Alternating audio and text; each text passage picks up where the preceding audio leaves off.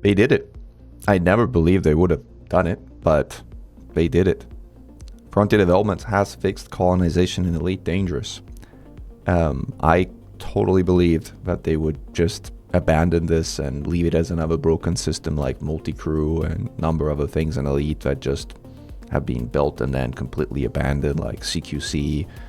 But nope, they have continued to put in the effort, and they have ultimately fixed colonization. Like, the key issues that were still outstanding with the game, notably the inability to demolish facilities and deconstruct and cancel things, have been introduced and are now available in the game. So now it's possible to remove things that you've built. You lose the materials, but whatever, like, it's fine. It's a price of making mistakes if you need to, especially when it comes to canceling things that haven't been built. Incredibly handy. The only thing that cannot be canceled is the initial primary port, but that's fine. I mean, I guess it's a cost of making some choices in the context of claiming system.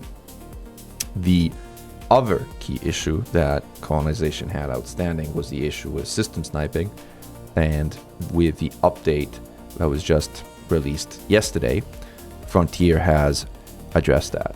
So they introduced a mechanism where the system architect may exclusively make claims for the system for 30 minutes, and after this 30 minutes expires, anyone within the system architect squadron may make a claim for the next 23.5 hours for the following day.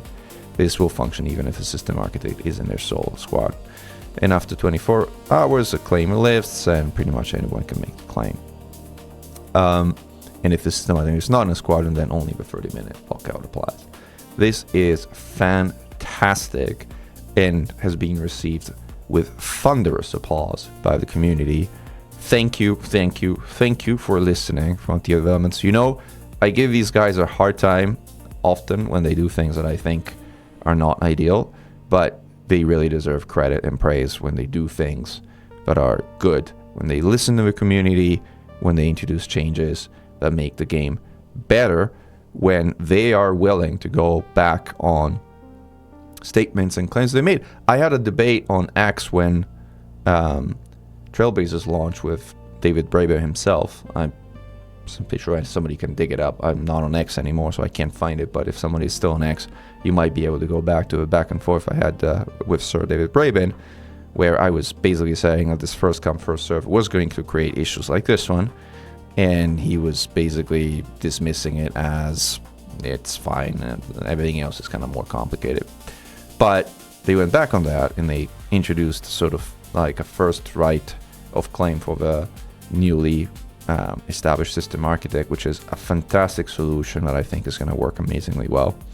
And just like they're able to sort of go back and say, all right, we'll go back and relook at things, I'm going to be intellectually honest and do the same. Again, I thought you were not going to fix this. I thought you were going to abandon this. I was wrong.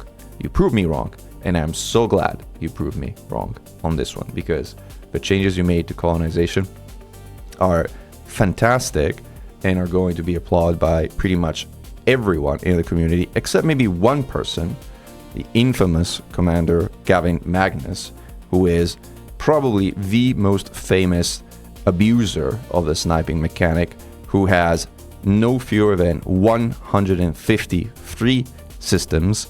I would argue most of them sniped from other commanders that put in the effort, unlike him, to build bridges towards those destinations. I feel that with a change to system sniping, the systems claimed by Commander Magnus should also be released and made available back to commanders who actually put in the effort to claim those systems. That's my personal perspective. I'm not accusing Commander Gavin Magnus of cheating. He certainly didn't cheat. He played within the rules of a game as they established, but that was griefing behavior that he exhibited. He griefed the commanders that put in weeks of effort to build bridges and build colonization efforts toward particular systems, and he has done it 153 times and counting. And as a community, I think this is something that we should not tolerate and that Frontier Development should take action on. But that's my perspective.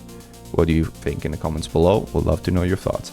Once again, thank you, Frontier Development, for fixing colonization. I think the only possible thing that remains outstanding is the ability to transfer the system architect role. Like, Frontier has recently changed squadrons so that if they are inactive squadrons, the ownership of that squadron can be passed to a different commander so that those squadrons can be kept alive.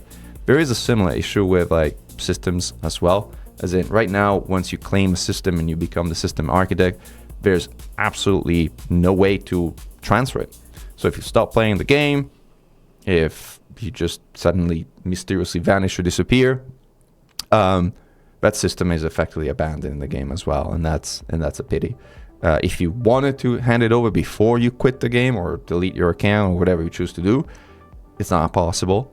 And again, it would be something that would be nice for at least squadron mates to have the opportunity to pick up, should the architect themselves especially want to pass on ownership of the system. And that's probably the only remaining feature that remains outstanding. Oh, and I also forgot to mention, they fixed the economy as well. Like the cannibalization of industries between industries has also been fixed in a recent patch. So honestly, this is one thing where it started out really wonky, but they kind of did everything right. So kudos to them.